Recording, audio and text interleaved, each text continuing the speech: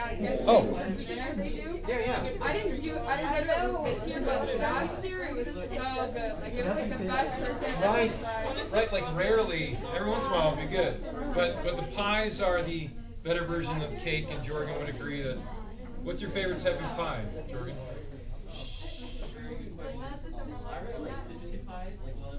Okay. So not savory pies then. You're not I'm not British. yeah. Right, which is I'm not British, yes. But more citrusy. So not the not pumpkin pie, not pecan pie. Yeah. What about like rhubarb? Yeah, that's true. That's true. Chocolate cream pie. For you, chocolate cream pie, but you would go now more citrusy for you. Okay, all right. Get out notes, guys. We'll keep going. Sorry, I got you on the tangent of pies, but I think Jonathan brings up a good point of like traditionally we eat stuff and it's like and we're like, is this even good? I don't know. You know, we're just eating it. Right? Like it's tradition. What's your favorite Right. pie? You know, just because you said lemon meringue, I'm like, ooh, I haven't had that in a while. I love lemon meringue stuff. I don't like cake. My wife, sorry, Robin, we are having this recorded. Somebody in campus.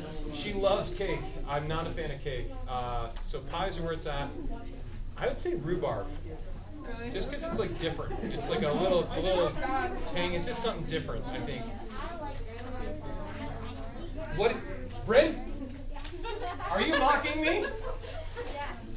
Bryn Breyer Thorne de Francesca Santiago. How dare you? How dare you make fun of me? All right. Well, sorry, I'm trying.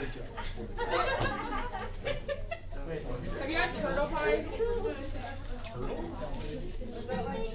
Yeah, it's like chocolate caramel and pecans. Oh, man. Yes. That sounds like really rich and good. It's good. All right. Thank you for humoring me in my old man questions about pies. I'm sorry, Brent, to offend you.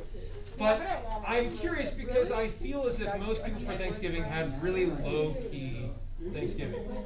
So Olivia had some family come in. Did anybody do anything where you went out of Wait, do we have two Olivias in here now? We do, but we're separating, and I will give direct eye contact for when I'm calling for the specific This Olivia. like throws me off. Yeah, understandable. Anybody do anything outside of the valley, or do Jenna? Yes. Park City.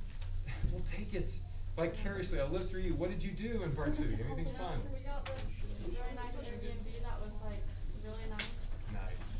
And then we just kind of Probably for a good deal too, I'd imagine, maybe it because was of. like $500 a night.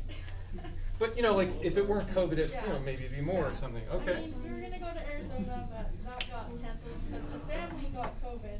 So Ooh, the family you were going to go visit. yeah, not my family, but. Well, that's good. Tyler's like, that's way good. But yeah, we just kind of hung out, and then we went Black Friday shopping, and we went to the outlets, but there was no one there, just like the people working. So we're just vibing. Eerie, yeah, sort of like just general shopping, nothing Yeah, like fancy, literally yeah. just dead. Well, good. Did you got to do something, I suppose? Good. Glad to hear that. Last thing, we'll go. Callie, what did you do? Anything fun for lovely break? Anything fun? I just stayed home. Staying home. I think most people did. Just sort of. Did you enjoy staying home? Good. Good. Okay. Our goal today then is to address the logistical thing. You guys probably heard when Ridgeline closed. They did say for the district that all county schools on the 21st and 22nd, this should sound a little familiar, we are on paper supposed to be in school, but we're going to be instead in dismissal. Does that sound at all familiar, right? Yeah. So like, you know, that way they can have a clean 14 days, so in case numbers are horrific and we're just a garbage fire, they can say Monique at the last second, like, it's okay, we've got 2 weeks coming up, right? So you guys have to decide, currently on Canvas, and it is time gated as, should I accept them this time? I suppose. So you guys have to decide in a couple days, Kayla, of do I want to do the time gated test that is on the 22nd, right? Like it's just that day, it unlocks, you can take it, you send it in. Or do I want to get through material quickly in the second section to then take the test on the 18th. Does that make sense? Because in theory, Olivia, you guys could have it where you're finished for government on the 18th. But that means that this second section will have to go through a little bit more quickly. Or if you're like, no, like, I'm good, let's just take the test as scheduled on the 22nd, but we'll do it digitally, like you'll open it up, you'll see the test, and then you on your honor, take the prescribed 45 minutes for the test, which some people I'm sure will be honorable. Other people might not be so. What? Anyway, but I want you guys to be thinking about that as to what do I want to do, right? So we'll vote on that in a little bit. And speaking of voting, incentives, Jonathan. Yes, you've been so good to remind me, and I completely mess up and forget every time. Here's the ballot that we have. Three popular submissions, and then I will get anything else that you guys have as thoughts. See, I was planning on this to wait for Tyler and Kayla and Olivia. Yeah, that's right. Because every vote counts, unless you're in Georgia. Yes, Jenna. What number are we at for Kansas? Right now, great question. Because the whole long weekend, I don't know. For like Green Canyon, I don't know. But I think a lot of people, Jenna, are hoping that we can have good numbers by the time we get to Christmas break. So then, like, we'll have a good clean slate. Because the state legislature, not the county, state legislature is thinking, Jorgen, if we're rough going into break, maybe statewide concerns when you get back, so that's something that they're considering. But no, Jenna, I don't know numbers now. We're hoping that we get cleanish before we go into it. Okay, so Cassidy, this is pretty.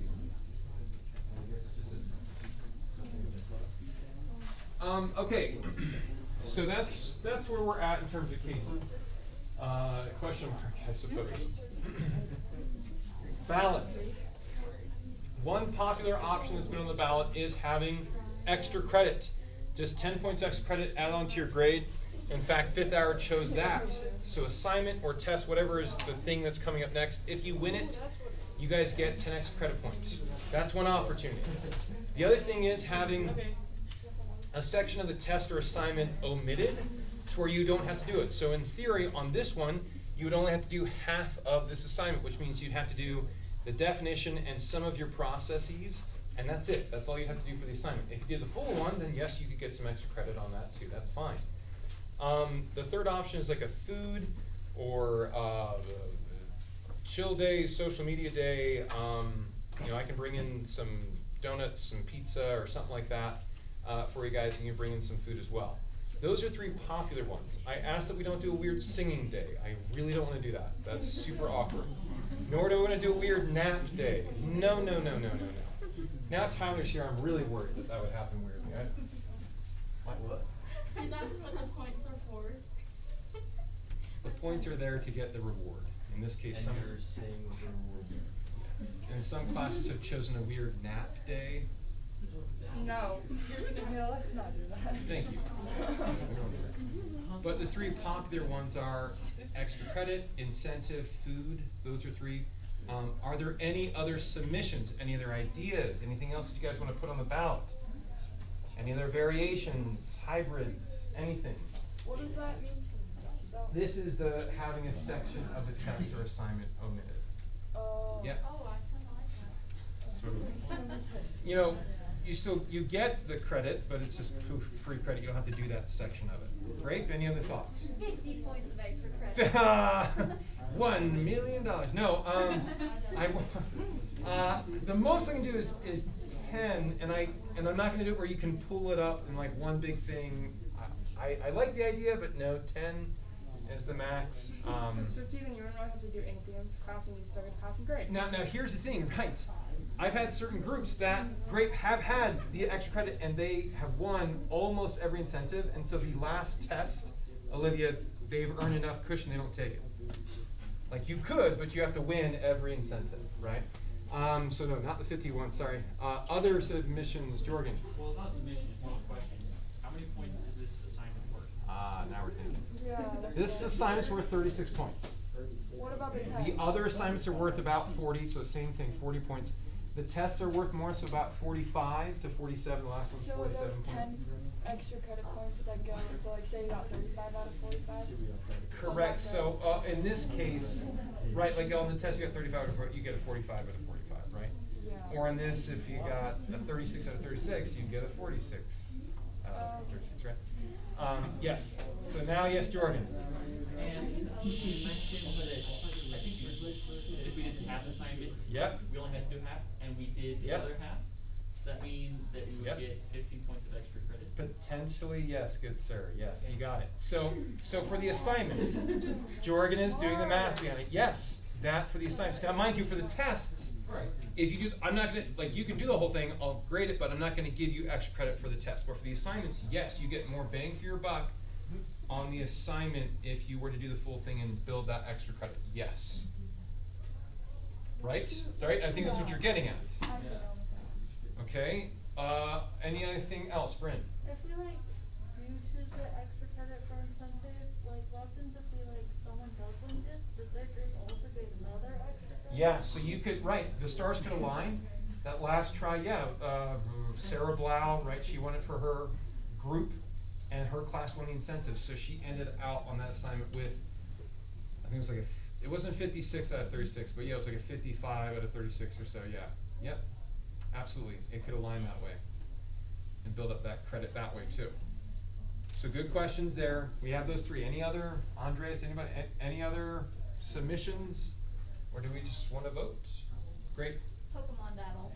Pokemon battles. So submission number 4 is that we all dress up like Pokemon and fight one another in class. Yes. The Octagon. Miguel's dead! It's okay. Pikachu won. AKA Kayla? I don't know who's Pikachu in this situation here. But Yeah. okay, so we have, I don't know if I'll let a literal, we could do a figurative, We could just watch Pokemon. we could throw that in on a food day if we want to watch Pokemon on Netflix. I think there is one. Yeah, my kids, I think we're getting into it. It's like, what's Pokemon, Dad? It's like, I don't know.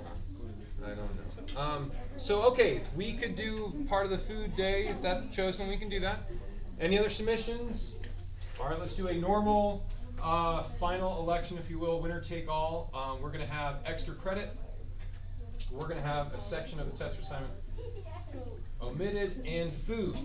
So we have these three options in the U.S. We have, see, I'm teaching while we're doing this.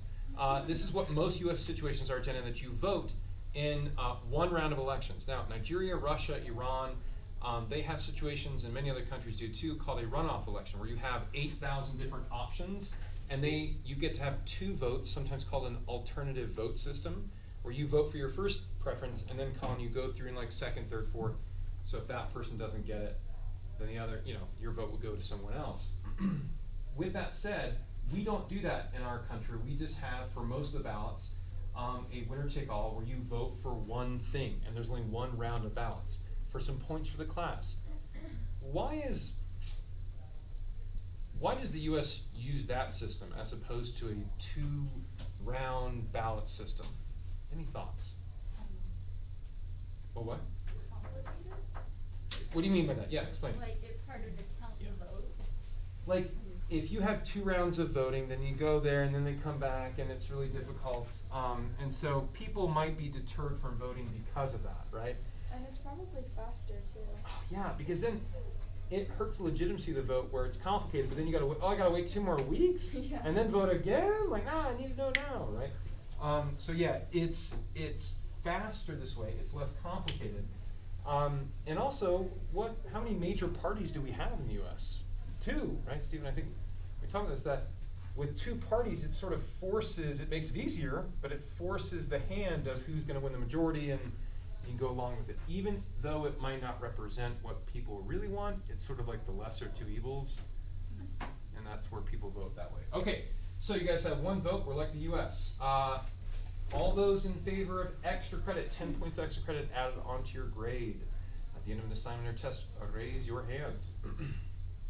1, 2, 3. Just do the close your eyes voting. 4. I understand. 4. Okay, we have 4. I didn't think the front loading aspect, which is what we'll cover later, is happening, but it is. All those in favor of having a section of the test or assignment omitted, raise your hand. 1, 2, 3, 4, 5.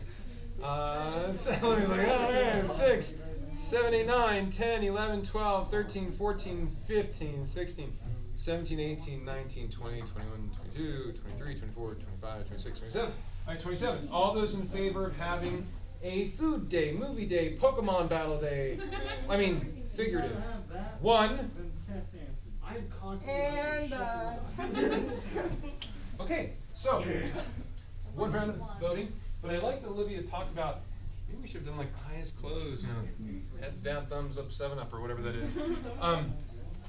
Because there was an element, and Allie, I don't want to call you out here, but I did see that when you raised your hand, there was an element of like, what's everybody else doing? Right?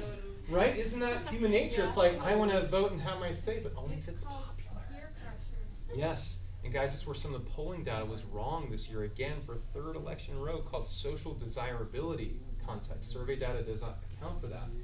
So they say, who are you going to vote for? You're like, well, I don't want to say who I really want to vote for because I feel like I'm going to get shot. So I'll lie, right? I'm not saying you were lying, but it's in human nature. It's a front-loading aspect of whatever the group is doing, the bandwagon, people will go along because.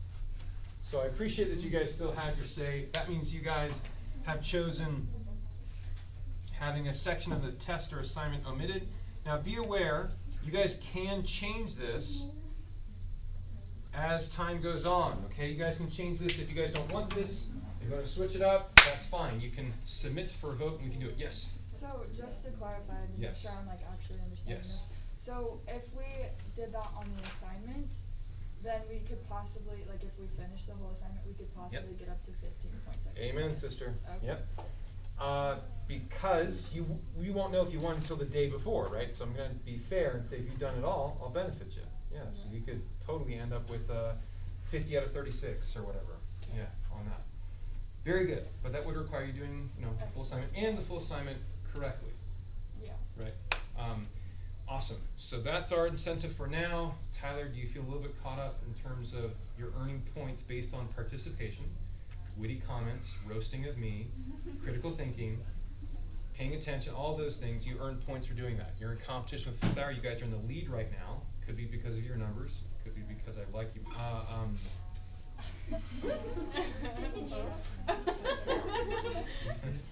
I'm joking.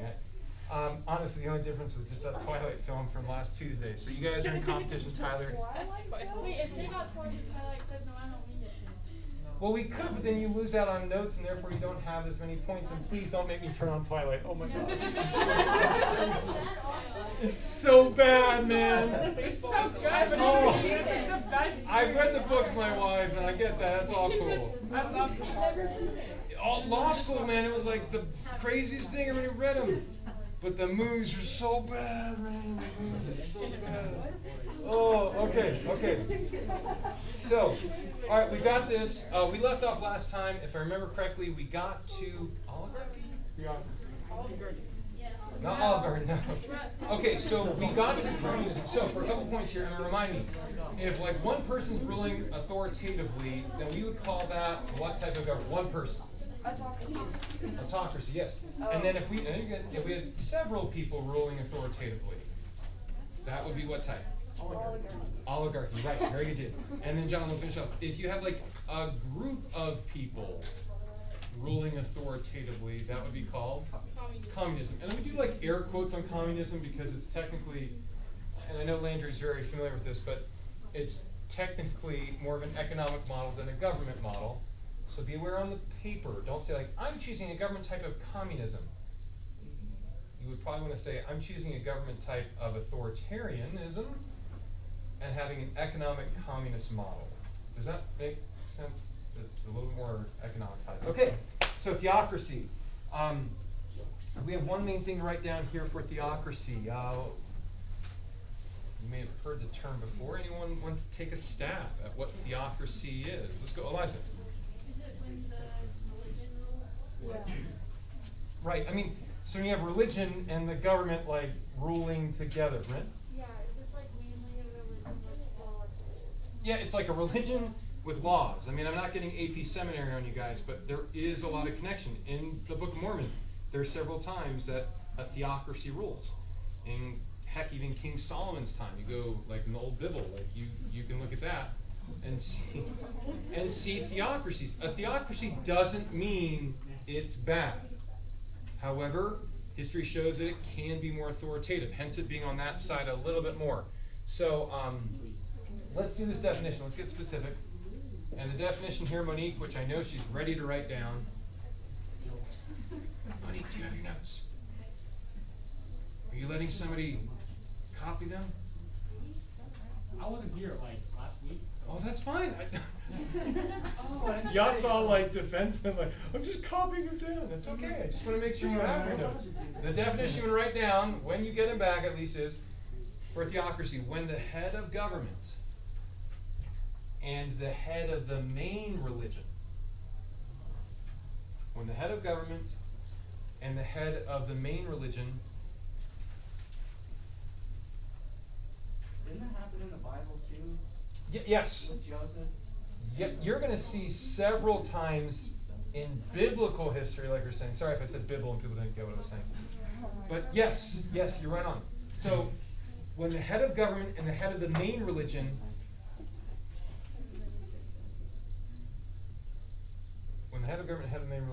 is the same person, then you have a theocracy. Okay? The head of government and head of the main religion is the same person, then you have a theocracy. So these are like the conditions that technically have to be met for it to be considered a true theocracy. Stephen, you were going to say something?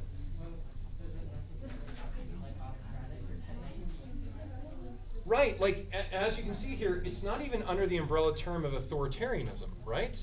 Like it's on the scale usually of having more power consolidated in the government because you're relying on Allah or God or Yahweh or whatever, right, to make decisions for you. But it doesn't have to be. You're right on. Like it doesn't have to be autocratic where like I am the Pope and I control everything. It doesn't have to be. You can have, again, going back to the Bible or Book of Mormon, heck, you know, we're getting specific here, but Alma the Elder, Alma the Younger, like those were theocracies at those times. It doesn't have to be autocratic, yeah, or uber controlling, because you could have a quorum of 12, or you know, you could have these things that can. I mean, I don't, but you guys get what I'm saying, though. You can have that, yeah. Is that sort of what you were getting at? Yeah, so it's kind of a follow-up then. If an entire group of a governing body is part, like, or they have a state religion, you know, that kind of stuff is, that's still considered theocratic.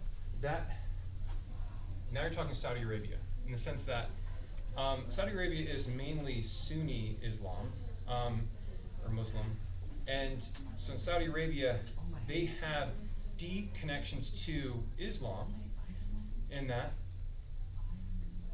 stick with me guys, they have deep connections to it, and everybody in their governing bodies are deeply connected overtly to their Sunni Islamic ties. However, there is not really technically a head of the Sunni religion, therefore they don't qualify for being deemed a theocracy. But Saudi Arabia is really close to being considered a theocracy.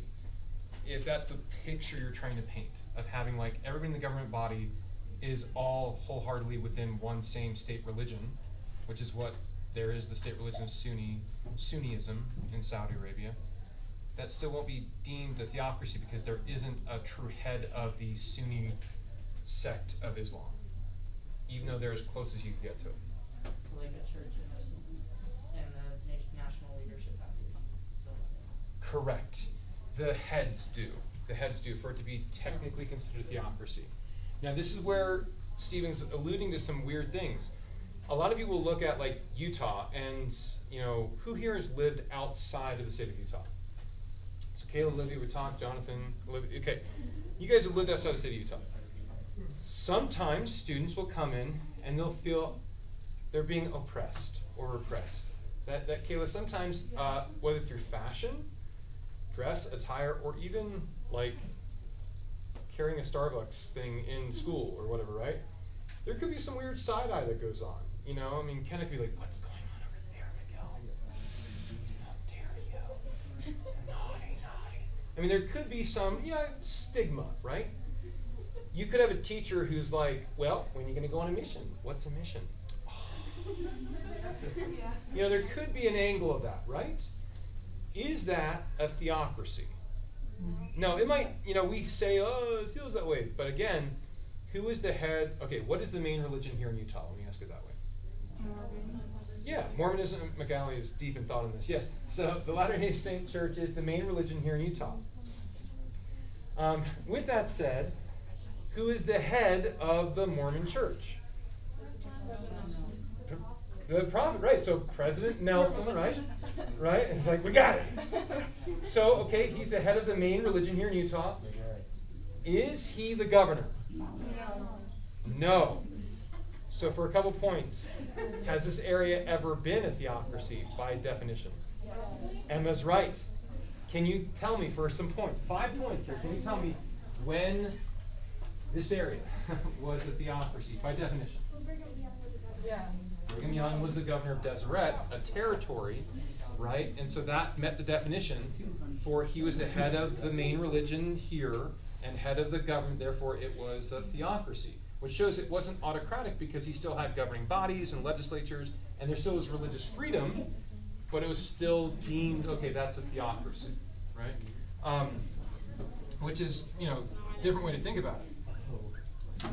Yes, Emma. So if somebody that is the head of their religion and they just happen to be the head of the government, if they keep the two separate, is it still defined as a theocracy? And Or that's is it just a band mix? right. So let's paint that picture. Staying within Latter-day Saint theology, there was a time. Oh man, we are really going into history here. There was a time that Joseph Smith ran to be president. Right before, he was killed. During that time, let's say that he wasn't a martyr and he didn't die. Let's say that he had unexpected success and it was crazy. And when everybody was like, yeah, Mormonism, let's go. Mormonism did not become the main religion in the U.S. But let's say that Joseph Smith won the election. He would be the head of the Latter-day Saint Church. Does that mean that the U.S. would have been a theocracy? For a little bit. Jonathan? No, because it's not the main religion. It's not the main religion. Oh. Right? So, okay, we're in that way. Now, Emma, let's get close to what you're saying. Let's make a theocracy in the U.S. What's the main religion here in the U.S.? So Christianity, okay, let's get a little more specific. So there's the Catholic offshoot of Christianity, and then there's what's the other group? Protestants. Yeah, I heard Presbyterian, I heard... Stephen, sorry, what? Oh, okay. Okay, all right. But the idea for Christianity is you'll have, in general, you're going to have Catholicism and Protestantism, right? Which, Jordan, the term of Protestants, those protesting, breaking off. Okay, cool. That's what we have. That should sound a little familiar from maybe AP Euro world history, sort of the Reformation, Counter-Reformation. These ideas, and to show that there are two main sects, if you will, within the Christian belief. Where does Jehovah's Witnesses and Latter-day Saints fit in? We'll leave that to the PhD scholars. I'm not... It honestly, it's strange and we're not going to get into it, but it is. It's okay, Protestants, Presbyterians, Anglicans, Episcopalians, Baptists, Lutherans, Methodists, these are things that those of you, Kaylin, who raise your hands, who live outside the city of Utah, you see, a lot. Forget Bible Belt, Alabama. We're not talking about that. That is definitely, more Baptist, right? And there are Catholic, yes, but you will see that Protestants have numerically the numbers in the country. So is there a head of the Protestant religion? Not really. Maybe find a really profound televangelist?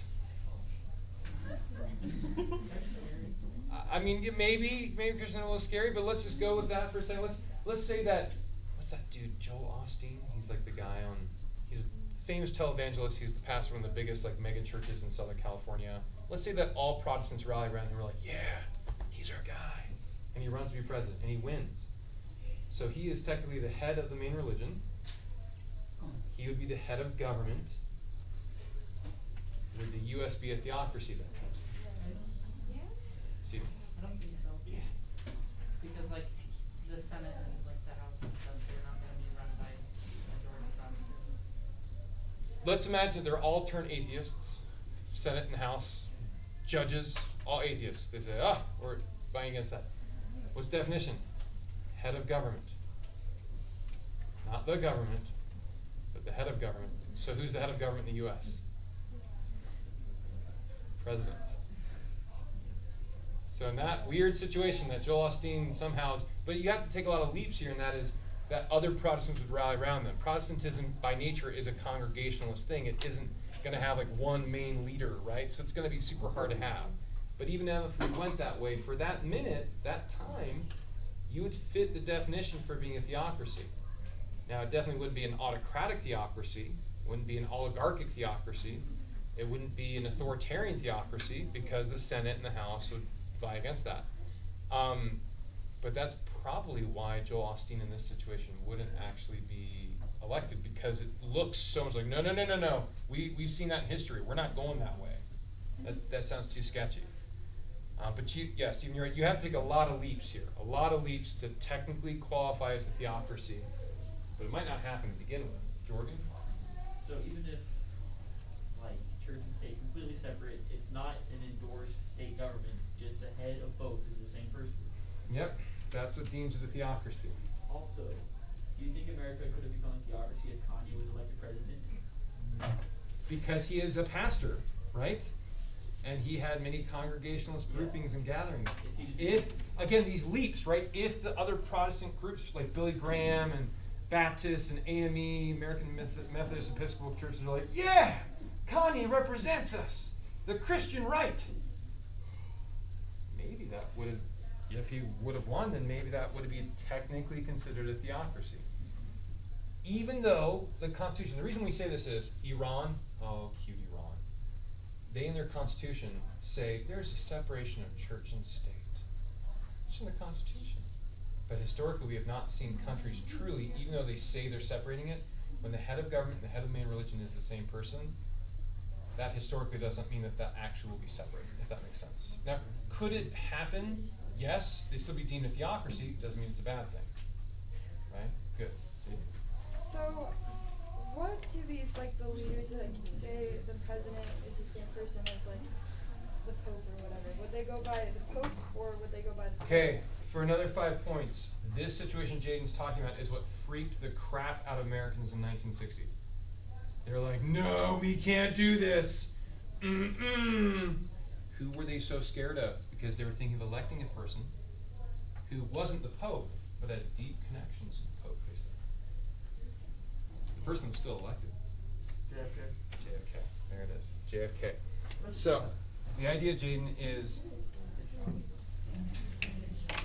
JFK was Catholic, all right? He was an Irish Catholic. And so they were afraid that if electing him, which is the first Catholic president we'd ever have, that means that he'd have like some red phone or blue phone or something for the Pope and be like, what should I do, Pope? They were afraid of that, right? Even though it's like, wouldn't sound right at all. Like, he obviously, anybody who's religious doesn't mean they're going to go to their religious leader. But Catholicism scared the crap out of people in 1960. In fact, the great resurgence of the KKK was not for African Americans, it was actually for Catholics in Oregon and Washington State. Yeah, sort of a weird, I don't know, it's a fun fact, it's a horrible fact, but because Catholics were seen so as the minority, so different. So, Jane, to answer your question is, that idea of them relying on somebody doesn't make it a theocracy, but it makes people scared because it seems like it could be like a theocracy. Right, well, like, what would you call that person? Like, would they be considered the president or would they be considered the Pope? Yes. Both? Yes. So you could, like, just walk up to him and say, hi, Pope, or, like, hi, President, and he wouldn't care? Most likely in a theocracy, right, that's the case. Again, looking at Iran, that they are more so likely called the Ayatollah or Imam, which is the spiritual leader of the Shiite religion. Sounds like a naughty word, but it's not. They are, that's what they're more likely called. However, they can be called supreme leader, if you so choose to, which is the governmental term. But they usually go in that situation with the religious term. Though you could call them both, right? Yeah. Supreme Leader sounds very Star Wars-esque, but oh well. It's Sandy and Desiree, and it's the same thing. With that said, we have theocracy. Examples, yes, Deseret was a theocracy. Can you guys think of any other examples? I've already given you some of theocracies. Jorgen? Is King Henry VIII the theocracy? Oh, I love it. Yes. Yes. Now, here's a good example. That technically was a theocracy, right? And the monarchy still to this day in the United Kingdom, specifically England, the Queen is the head of state, though, not the head of government anymore. So she's the head of state, and she's also the technical leader of the Anglican Church. So that's why, like Britain, like they get around it, because they've given that power more so as head of government to Parliament, being the Prime Minister. So yes, during that time, though, King Henry VIII, yes, that was a theocracy. Not as scary as what you could think, but it was. Yes, good. Any other examples of theocracies? So we got Deseret, we got King Henry VIII. Yeah. I remember this big thing from AP Euro. Wasn't there like 3 different popes at one point in France that were basically in control of the government? Yeah. So one angle is going to be called the Holy Roman Empire, where like vestiges of that were exactly a theocracy, where they controlled not just through France, but a lot of Europe, right? And it was the religious head. That's what was so crazy when Napoleon, I think you guys talked about this in AP Euro, and he's like, nah, I'm good. You don't need a crown. I'm just going to take the crown myself and do it myself. That moment of him doing it himself was saying, I'm breaking from the church. That was so monumental because prior to that, it was an empire ruled by the religion, Catholicism, right? And also they controlled the government. Yes, the Holy Roman Empire could be definitely deemed theocracy, right? Anything else, great? Egypt, ancient Egypt. Yes, yes, very good. Ancient Egypt, I will clean this up, I promise. Ancient Egypt, good. Can you guys think of any current day? There are 2 known current day theocracies. Jorgen? Is the Vatican? Vatican's one of them, yes. And so again, we're gonna go, you can go to Pakistan, you can go to Yemen, you can go to Saudi Arabia, where they're like, dang, this is super close, man, because there's a state religion, they have state religious codes, they enforce that. Absolutely. I've already mentioned it. Yeah, Iran, yes, sir.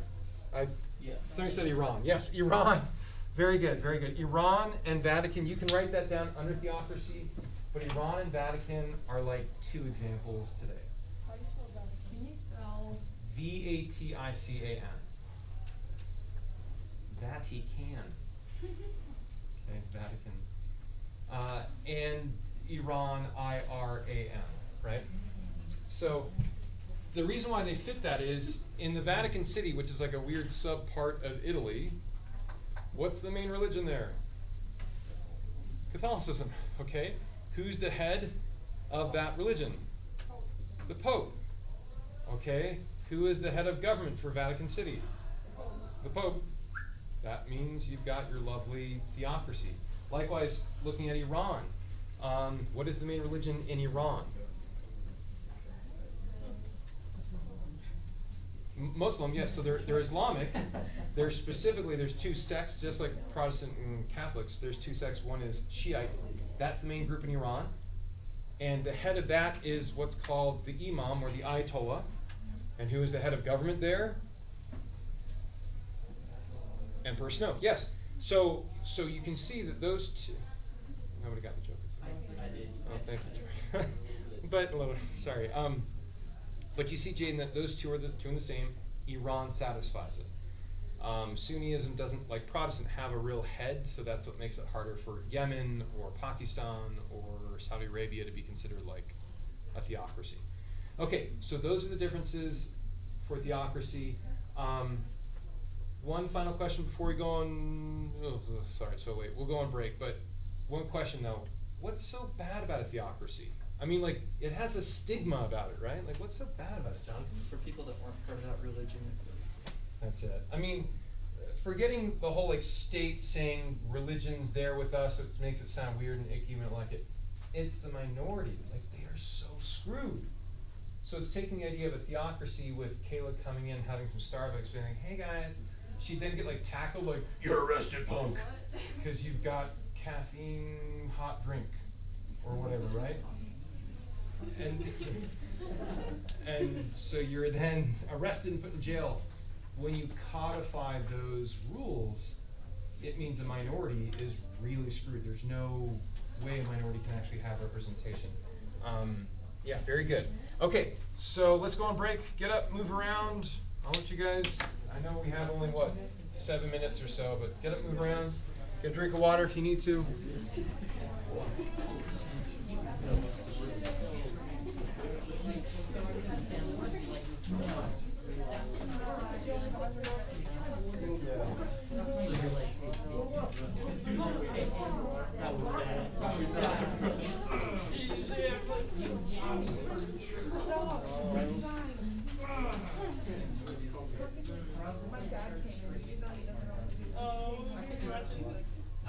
Opens the crate and she's just chilling outside. You know what's got some good political jokes right now? The new Animaniacs. Oh, yeah, okay.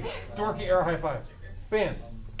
I heartily recommend, mainly because I'm trying to indoctrinate my children, the new Animaniacs, which is so like Gen Y, dumb, back the olden days.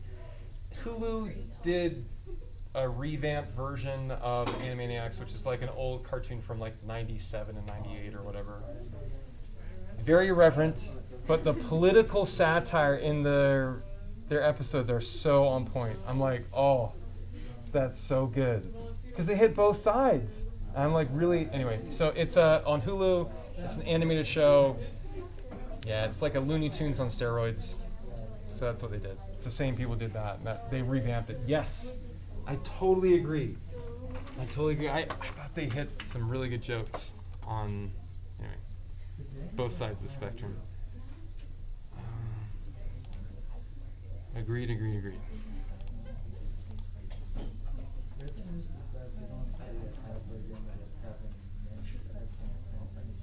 Okay.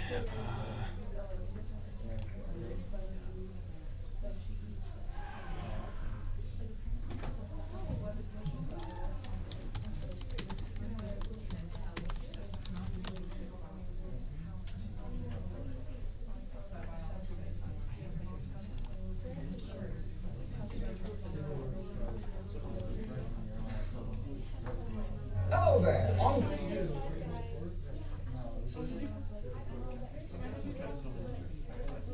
So there's like a council of 12, right? Like leads to their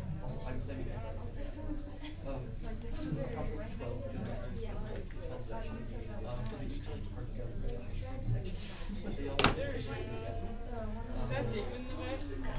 Yeah, there's like a general 70 of them. It's like different boards, the men and women take their own like but then they're chosen by like the council.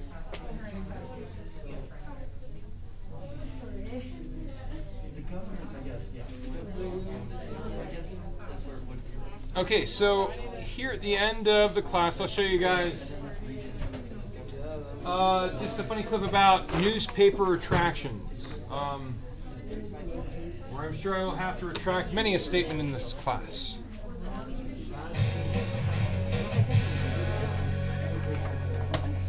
Hello there, I'm John Oliver, and this is YouTube, meaning I'm probably coming up on your screen right now between grainy footage of Prince performing at the Super